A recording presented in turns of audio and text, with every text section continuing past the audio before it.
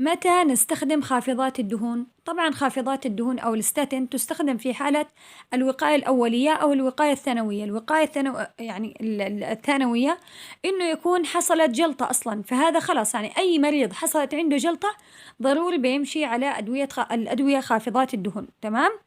لكن في حالة البرايمري بريفنشن اللي هي الوقاية الأولية، هنا ثلاث حالات: يا إما إنه هذا الشخص عنده ال LDL اللي هو الكوليسترول السيء 190 أو أكثر، أو إنه شخص عنده مرض السكر هو من 40 ل 75 سنة، أو شخص لا عنده ال LDL كوليسترول 190 أو أكثر ولا عنده مرض السكر، ولكن ما مشكلته إنه لما حسبنا له سكور يسمى 10 يير اثيروسكليروتيك كارديوفاسكولار ديسيز، هذا سكور يعني يحسب خطورة أو احتمالية حدوث جلطات خلال 10 سنوات، كان أكثر أو يساوي 7.5%.